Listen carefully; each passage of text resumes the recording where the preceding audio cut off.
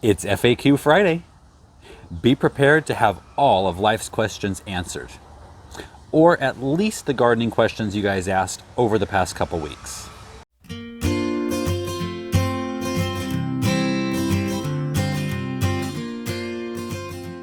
Welcome to California Garden TV. I'm Brian, and if you are looking to join an online gardening community that offers tips, tricks, and support to help you grow your own organic fruits and vegetables, then you're in the right place. Start now by clicking subscribe and hit the bell icon so you always get notified whenever we upload a new video. Let's get growing, or answering questions. But before we do that, a couple of really exciting things happened to this channel this past week or two. Week, I think. One big one happened on Tuesday, and that is that we passed 200,000 subscribers. And I only have you guys to thank for that. Thank you so much. 200,000, I mean, I can't even fathom it. But I am dressed for this announcement, and I'm not crying, so hey. But seriously, it's all thanks to you guys. I think it was 37 days after we hit 100,000. It's just unbelievable. That being said, that brings us to the second exciting thing that happened. On the exact same day that we hit 200,000, on Tuesday, I got a special delivery in the mail. And so I just wanted to share it with you guys. Of course, it is the silver play button for passing the 100,000 subscriber mark.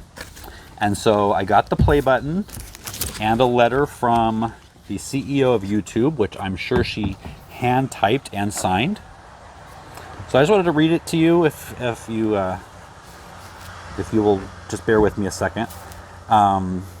You've done something that very few YouTube creators accomplish. You had an astonishing 100,000 people, you guys, subscribe to your channel. We know that numbers on YouTube can get really big, but we hope that you don't lose sight of the reality that behind that 6-digit milestone, each and every person who subscribed to your channel has been touched by what you created. They were inspired, challenged, or entertained. You achieved this milestone with hard work, perseverance, and probably a healthy sense of humor too. What you've accomplished can't be taken away from you. We'd like to recognize you and all your hard work with this Silver Creator Award, a small token of our esteem and respect. We know that you don't do this for rewards. You do it because you have the drive to create and share, and because you found an audience who cares. Believe us when we say we can't wait to see what you do next. 1 million subscribers may seem like a long way off right now, but you're closer than you think, and we're rooting for you. Congratulations, yours sincerely, Susan Wojcicki, CEO of YouTube. So, I accept this award on behalf of all of you, because ultimately, without you guys, there would be no channel. So,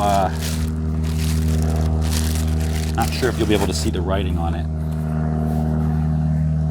Just says, presented to California Garden TV for passing 100,000 subscribers. Amazing. Thank you guys so much. Now, on to the questions. Okay, so I have a lot of questions to get to today, and so what I'm going to do is put a timestamp table of contents down in the description, and so if you're looking for a certain question, you can go down there and click the timestamp and not sit through other things that you may not care about. The first question is, where's the description? I've had that a lot. Basically, it's right below the video, and it might be a little blurb, and then it might, on a computer, it will say see more.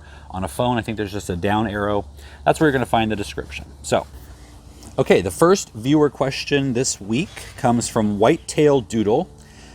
Spider mites are a huge problem for me. Any tips? I think this was on the Pest and Disease Tomato Tuesday, just this last Tuesday, and I forgot all about spider mites. They don't usually affect my tomatoes. I did have them affect my beans last year at the beginning of the season in a big way. Now, spider mites, if you can catch them quick, they aren't that difficult to control. The problem is it's hard to tell until they've started to take over a little bit. And so what you'll notice is leaves curling up, turning yellow. If it's really bad, you're going to notice some webbing, and that's all spider mite issue. Now, you're going to hear me. There's only really two things that I spray in terms of pesticides, and that is neem oil and BT. And so neem oil will work on spider mites, and it will work, but you have to be diligent. Last year I had to spray every 2 days for about a week before I could get them under control. So I hope that answers your question. Neem oil is a magic solution for just about everything. BT is for any type of caterpillar type of pest. The next question is from Johnny Bojanoff. How much soil did you end up putting in the bucket since you placed the tomato plant at the bottom like that? Thanks. We're talking about planting tomatoes in containers, and in that video I planted them really deep. I think I only had about, in a 5-gallon bucket, I probably had 4 or 5 inches of soil, and so that leaves a lot of bucket. And as the tomato grew, I did fill in, because tomatoes grow roots all along the stem, and I filled it all the way up to about 2 inches from the top of the bucket. There's a lot of stem under there making roots right now. Next question is from Mossy Moore. When do we start the Aspirin Fertilizer mixture, and also can it be used on other plants in the garden? So the aspirin mixture can be started, I don't know that there's an earliest date. I start mine probably after they're about a foot tall, after they go outside. So I don't know that there's a too early of a mark, but once they're a foot tall, go ahead and get started with that. Can you use that on other plants in the garden? Well, fertilizer, yes, on everything. Foliar spray, especially with the fish and kelp, is great. As far as the aspirin, that only works on plants in the nightshade family. And that would be plants like tomatoes, potatoes, peppers, eggplant. Am I missing any? I don't know. I think that pretty much covers it, and it will work on all of those plants. They are related. Rose McClooney asks, can I use pine straw as mulch? Basically, pine straw would be pine needles, and yes, pine needles, pine straw make a great mulch. There's a myth out there that says that pine needles make soil more acidic, and that is just that. It's a myth. It doesn't. There's plenty of scientific literature you could look up on Google to find out that that's the case. So if you have pine trees, definitely use the pine straw as mulch. Christine Manglona asks, how do I trim or prune strawberries? And does it take 2 years to grow bigger fruit? So with strawberries, they always do better on their 3rd year, actually. And to prune, well, first of all, when I first plant my strawberries, I will take off the first round of blooms to get them to focus more on their roots and the leaves rather than creating fruit. So I take that off, and then with strawberries, you're going to not prune them if they put on runners. So after a couple of months, they might start putting out runners. Runners are just like a long stem with another burst of growth at the end. You want to cut those off all the way up until around July, and then after July, start letting them grow. And depending on how you have them planted, that little growth that's put off and then little bursts at the end, if you can put the bottom of that burst in contact with the soil, it's going to put down roots. And so you're going to have more strawberry plants produced from those runners. So that's basically it. You prune the strawberries until July and then let them go. The next question comes from Manta Ray Langlaise. Can't get rock phosphate in the UK. Is there anything else I can use instead? Well, you're not alone even in the UK, because right now it seems that rock phosphate is sold out everywhere. I'd like to think it's because of my viewers, but that's probably not the case. Rock phosphate, is there anything else you can use? So if you're using which maybe in the UK you aren't, but the crab and lobster shell and the kelp meal from Neptune's Harvest, that'll be good. The rock phosphate I have always used to build the soil over time, build the phosphate in the soil over time. I am, though, now that we have these great products from Neptune's Harvest, I am trying some without the rock phosphate to see if maybe that's something I can phase out.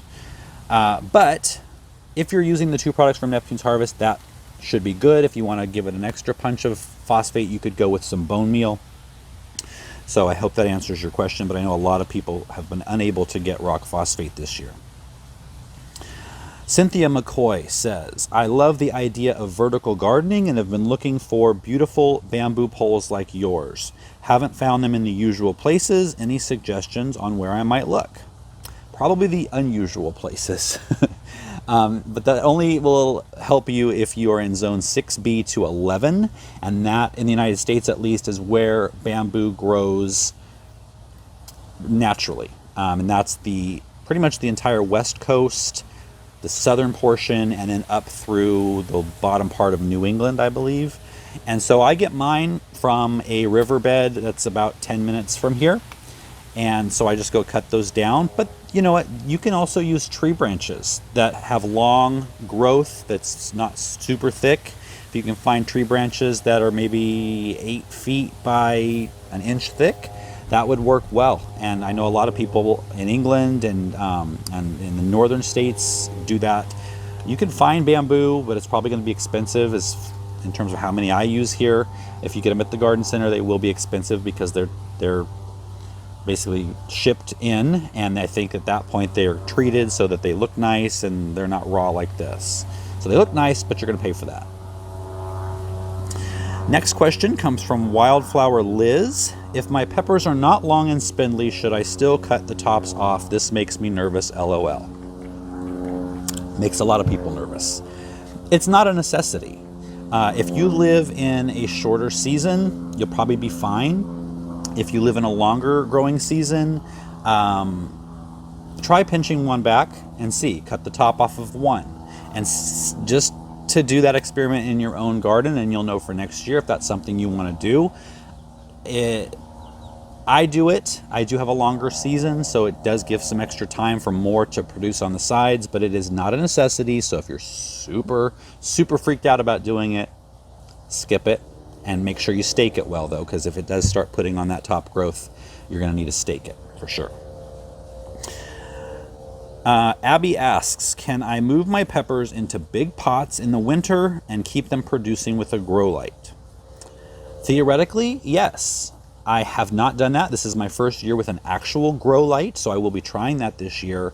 But I do know, because we live in a mild climate, that my shishito peppers especially, and a couple of the bells, actually produce well into December just being out here. So and they're perennial. And so if you do take them in and keep them under a grow light, I think they should produce all winter long. Let me know, though, if that's the case. I'll know, because I'm going to be experimenting with that with the grow light this year also. Okay, our Solka says, I happen to have 4 2.5-week-old chicks in the same plastic tub as you had in the video. In the past, I only raised 2 at a time and used a metal wash tub. We take them out on warm days and give them a little time in the sun. They love to get out, but stay close to us and run for shelter if they hear a loud noise. After a while, they get tired and we take them back to their box. I want to find something bigger to hold them since they're growing. You mentioned you might upgrade for more space. What did you end up using? I actually ended up, first of all, just getting a bigger cardboard box. And then the top of the chicken coop, which I showed, I think, in the updated chicken video, I converted that into a bigger space for them. But did have a viewer, and I can't remember who it was, so I apologize, but they recommended those big bins that you get at the grocery, or that you see at the grocery store, that are full of pumpkins and melons, big, like 4 or 5 foot tall cardboard bins. You might have to cut them down a little bit or make a door to get your chickens in and out.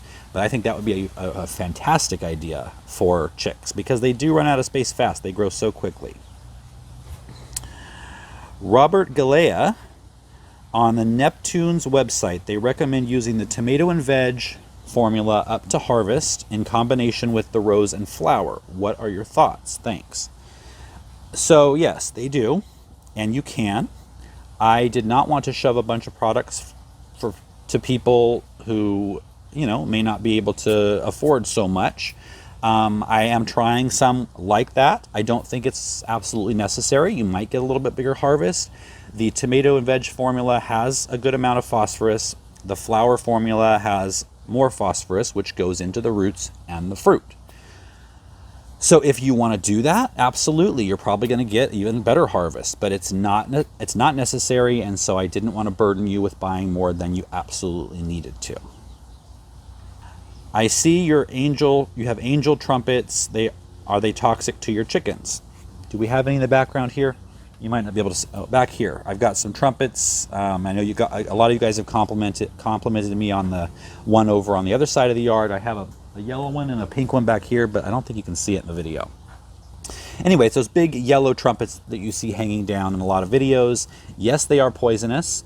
I have castor beans back here that are poisonous as well. Chickens seem to be smart, because when I had them first, I had the castor beans and the Brugmansia, which is the angel trumpet, growing, and they would go around and they would eat everything but those things. So they seem to be pretty smart. However, it's always good to keep an eye on them and just make sure. But my chickens they're trimmed up pretty high, so the chickens can't really reach the leaves anyway. But it's something to look out for, so I do appreciate that comment. Patrick Regan or Reagan says, Brian, how far apart should you plant tomatoes and peppers? My plan is for there to be about 8 to 10 feet and a bed of sweet peas between my already planted potatoes and transplanted tomatoes. That was a very popular question. How far apart? Because in the companion planting video, I said keep them away from each other. And that's basically because they are related. They share the same diseases. Potatoes usually get hit harder and get hit first. And a lot of times it's through the soil. So you said 8 to 10 feet, that's plenty of space. And if they're not even sharing the same soil, you're A-okay. I would say if they're in the same bed, they do need to be 8 to 10 feet. If they are in containers, 5 feet might be okay, but you just don't want the pathogen splashing from one to the other. So that's the answer to that. Kivo or Kevo Hadeshian asks, do you do crop rotation? And if so, is there a science to it? I do not, for a couple of reasons. Not to saying that it's not good. If you grow in the ground and you turn the soil every time you plant a new crop, then you definitely want to. And the science behind it, or the historical tradition, is if you have a kitchen garden, 4 beds would be laid out, 4 square beds or 4 square areas, and you would have a plant group in each bed. So you'd have brassicas like cabbages and cauliflower and broccoli, Brussels sprouts. Those would all be in your brassica bed. Then you'd have a peas or a legumes bed, beans, peas, that kind of thing. Then you would have maybe a cucurbit bed, and that's all your squashes. And then maybe a nightshade bed, and that would be your tomatoes and your eggplants and things like that. And then at the end of that season and the next season, they would all rotate over one.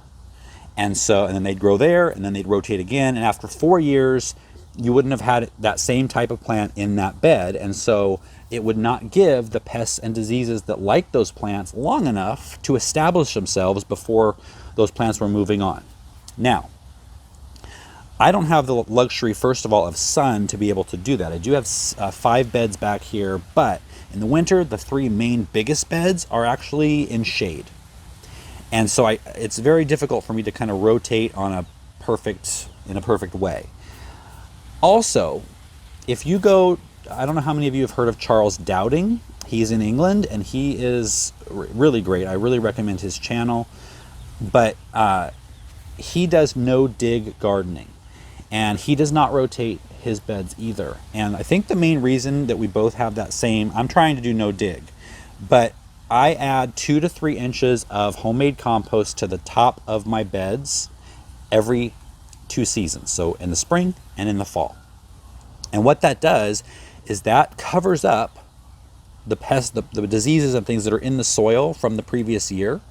And so literally you've had 6 inches by the time I get from tomato planting time to tomato planting time. I've had about 6 inches of homemade fresh compost on top of the pre-existing. And so I think that's what keeps down the pathogens and things in the soil. And I have not had a problem with that. I'll let you know if I do, but I think the no dig is the way to go, and that's what I'm practicing. So I'm going to put a link down below to Charles's YouTube channel, and I think you'll get a lot out of it. He seems to be a really great guy. Amber McCullough asks, what do you think of using Epsom salt? And if okay, what do you recommend? So this is a hot button issue, and I know I'm going to get plenty of views on both sides down in the comments, so I'm prepared right now. I used Epsom salts several years ago, and that year I did get blossom end rot. A lot of people use it for blossom end rot. Blossom end rot, as you know, if you've watched other videos, it is either a lack of calcium in the soil or a inability for the plant to pull in enough calcium, usually due to lack of water or inconsistent watering. So there are quite a few scientific studies that actually show Epsom salts to not only not help blossom end rot, but actually cause more of it. Epsom salt is not calcium, it is magnesium. And in the soil, magnesium and calcium ions actually compete to try to get into the plant. They're both uptaken into the plant with water. And so if the plant is trying to pull in both, obviously there's going to be less of both coming in. And calcium is a little bit harder to pull into the plant. And so Epsom salts can actually do more damage than good. In fact, it can do more damage in other areas as well. I probably should do a specific video on that because I've been asked that question so many times. That's why I don't use it. So you can try it for yourself. I always recommend experimenting, but in my garden, I do not use Epsom salt, and I think I will do another video on that. But let me know your comments down below. Appreciate that. Okay, the last question is from Harley Horton. In the video, you said to apply the aspirin and baking soda formula once a week and the tomato and veg formula every other week. On the Neptune Harvest site, they state apply the tomato and veg every 1 to 2 weeks. What is the risk if it's applied every week? Also, if I make a large batch, does it keep for a few weeks before using it all up? Okay, so that's a two-parter. So number one, there's no harm in feeding, especially foliar feeding your plants with the tomato and veg formula every week.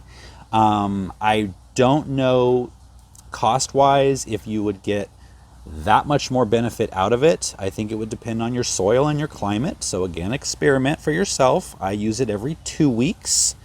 As far as the second part of that, if you could make up a big batch and use and save it, I'm not sure how well that works with the fertilizer part of it. That might be okay, but a lot of the organic pesticides, you don't want to mix them until you're ready to use them. I know that's the case, especially with BT.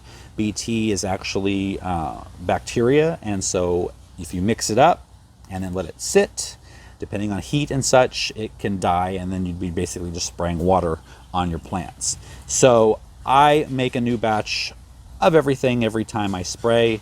It's not that much more trouble than I think it would be worth it, just in case some of those things lose potency over time. Well, I hope that your questions got answered. I, again, love the amount of questions. I read them all. I try to give them all a heart. It might take a while to get to them. And when I see questions that come up over and over again, I make a note, and we're going to be doing this every 2 weeks on Friday. So I hope you enjoy this. Please, if you do get something out of this, let me know down in the comments just one thing that you may have learned that you didn't know before this video. And I will see you guys on Self-Sufficient Sunday.